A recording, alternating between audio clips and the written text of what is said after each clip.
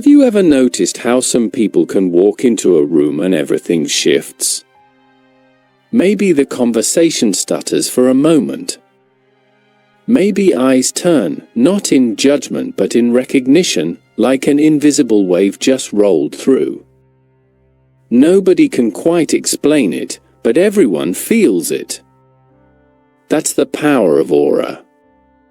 And if you've ever wondered why people seem unsettled, drawn in, or even defensive around you without obvious reason, it might be because your aura carries more weight than most. Carl Jung, the Swiss psychologist whose work still influences modern psychology and spirituality, had a way of explaining this invisible presence. While he didn't talk about auras in the mystical sense, he explored how human beings radiate psychic energy. He wrote about archetypes, the collective unconscious, and the shadow, all forces that shape the energy people give off and the way others react to them. In many ways, Jung's psychology overlaps with what spiritual traditions call aura. This video will break down the signs that your aura is so powerful, it can disturb others.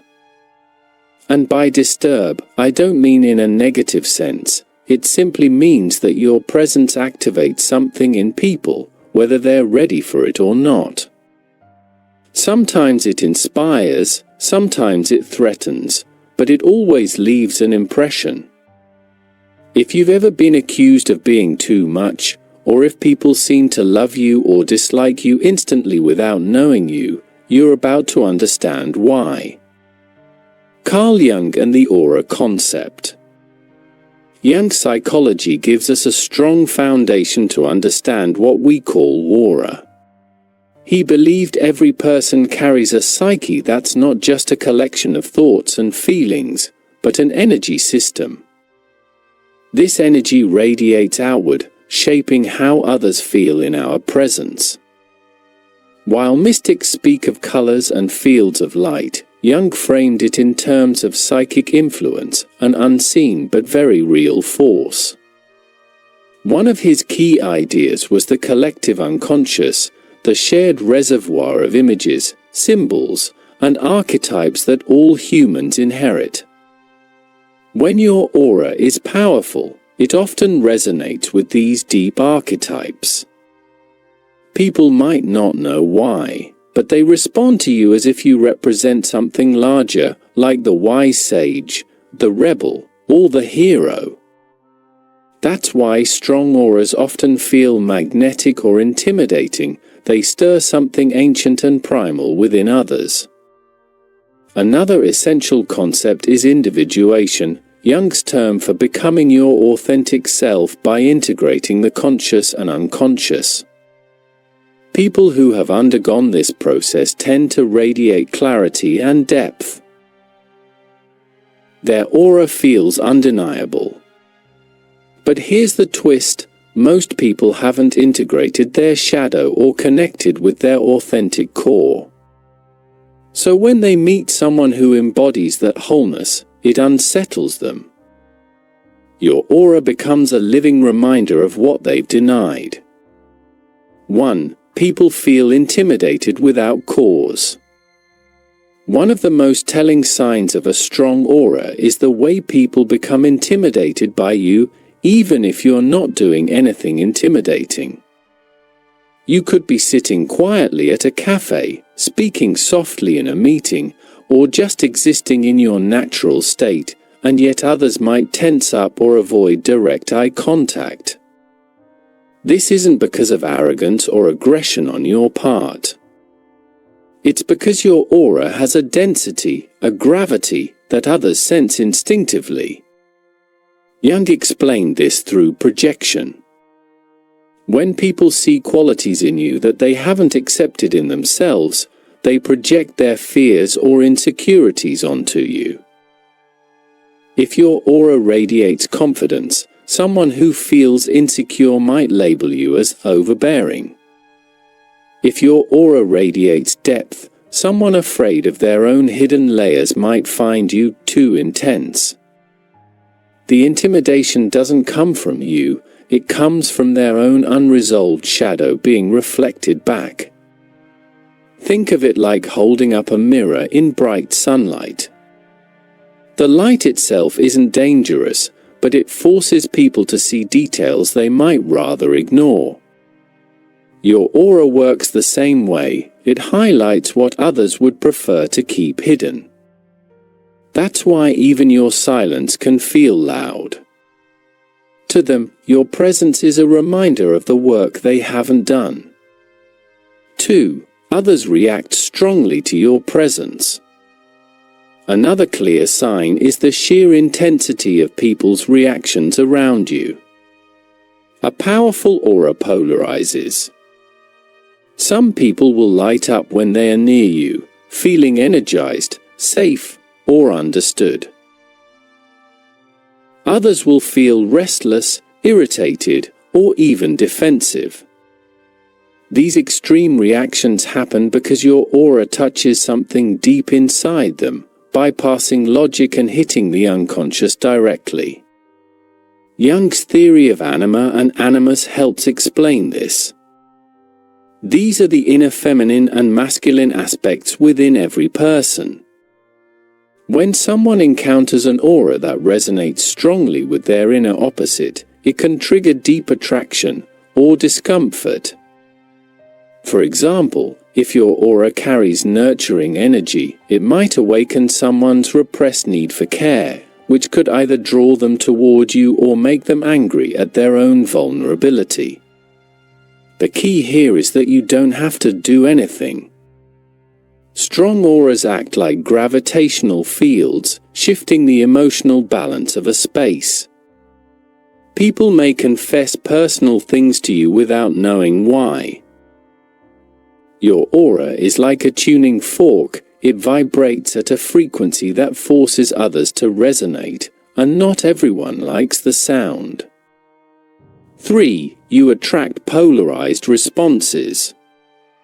Have you noticed how people rarely feel neutral about you? They either love you or can't stand you, often with little middle ground. That's another sign of a powerful aura. Jung's archetypal psychology explains why strong auras often embody archetypes that provoke strong emotions. The archetype of the hero, for instance, inspires admiration but also envy. The sage offers wisdom but may be resented for being know-it-all. This polarization isn't random. It reflects how people's unconscious responds to archetypes. When someone loves you instantly, it's because your aura embodies a quality they aspire to or need in their life. When someone dislikes you instantly, it's because your aura reminds them of qualities they've repressed or rejected. Either way, the reaction is about them more than it is about you. Polarized responses can be exhausting, but they're also proof that your aura carries real force. Neutral people often pass through life unnoticed. But if you consistently spark love, loyalty, hostility, or envy, you're embodying energy that people can't ignore. Jung might say you're living close to your archetypal self, and that always stirs a reaction. 4. People confess or reveal things around you. Have you ever had strangers open up to you within minutes of meeting you? Or friends admit secrets they swore they'd never tell anyone? This isn't random, it's a reflection of your aura's power. Jung believed that the unconscious seeks integration. When people feel the presence of someone whose aura is strong and authentic, they unconsciously sense safety to reveal what's hidden. This can feel like a gift and a burden. On the one hand, people trust you deeply, often without knowing why. On the other, it can leave you carrying the emotional weight of others' confessions. Jung would see this as your aura activating the archetype of the wounded healer, someone whose presence alone invites others to confront their pain. The disturbance here isn't always negative. For many, your aura is like a catalyst, nudging them toward healing or self-awareness. But for those who resist, it can feel uncomfortable. They may regret oversharing or even resent you for making them face truths they weren't ready for. Your aura doesn't force honesty, it simply lowers the barriers people usually keep up. 5. You threaten the status quo. A powerful aura doesn't just affect individuals, it can disrupt entire groups. Maybe you've noticed that in workplaces, friend circles, or family gatherings, your presence shifts dynamics. People might become defensive, challenge you, or resist change, even if you're not pushing for it. That's because your aura symbolizes transformation, and transformation always threatens the status quo. Jung wrote that individuation, the process of becoming whole, inevitably disturbs collective norms. Most people prefer comfort, predictability, and masks. When your aura radiates authenticity and depth, it exposes the superficiality around you. Without trying, you remind others of what they're avoiding: growth, honesty, and responsibility. This is why strong aura individuals are often labeled rebels or troublemakers, even if they're simply being themselves. The disturbance comes not from conflict you start, but from the way your presence makes others realize the fragility of the structures they rely on. Jung might say that your aura embodies the archetype of the revolutionary, not always welcomed, but always necessary. 6. Sensitivity and empathy as disturbance. It may seem contradictory, but even your sensitivity can disturb others. If your aura radiates empathy, compassion, or deep perception, people who avoid vulnerability can feel exposed around you. Jung described this in terms of the wounded healer archetype. Those who have faced their own pain often carry an energy that draws out others' hidden wounds. Your ability to feel deeply can make people uncomfortable because it disrupts their emotional defenses. Someone might say, "Stop overthinking," or "You're too sensitive," but what they really mean is, "You're seeing something I don't want to admit." In this sense, your aura isn't just strong, it's penetrating. It touches layers that most people spend their lives avoiding. This disturbance is often misunderstood. People assume empathy is always soothing, but in truth, it can be unsettling. When you see through masks, when your aura reflects honesty, it leaves others with a choice: open up or retreat. Many retreat. But those who choose to open often find that your aura is the doorway to healing. 7. Your authenticity cannot be ignored. Finally, one of the most unmistakable signs is authenticity. Jung emphasized that individuation, the journey to your true self, creates an aura of undeniable presence. When you are unapologetically yourself, you radiate energy that demands recognition. People may admire it, resent it, or fear it, but they cannot ignore it. Authenticity disturbs because it exposes inauthenticity. When you live aligned with your values, those who live by masks or false personas feel threatened. It's not that you're judging them, it's that your very existence calls their choices into question. Jung saw this as the natural consequence of individuation. The individuated person becomes a mirror others cannot escape. Your aura, in this case, is like a beacon. It says, "This is who I am, whole and unhidden." That level of self-possession isn't common, and it forces others to decide whether to confront their own shadow or continue hiding. Either way, your aura leaves a lasting impression. The shadow and aura disturbance. At the heart of all these signs lies Jung's concept of the shadow, the parts of ourselves we deny, repress, or avoid. A powerful aura disturbs because it awakens the shadow in others. You don't choose this, it happens naturally. Your presence acts as a spotlight, and suddenly the shadows others worked so hard to conceal become visible. This is why people project onto you, love or hate you instantly, or feel compelled to confess things. Your aura serves as a psychological trigger. It confronts them with their own unconscious, and not everyone is ready for that confrontation.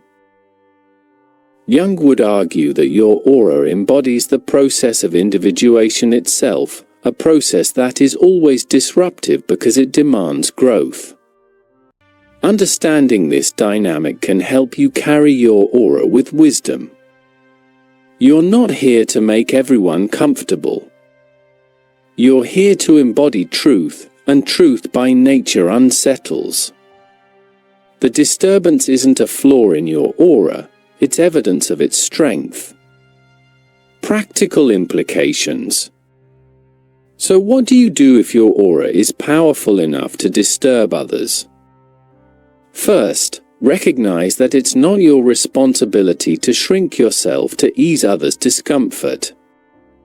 Jung believed the individuated person had a duty to embody their true self fully.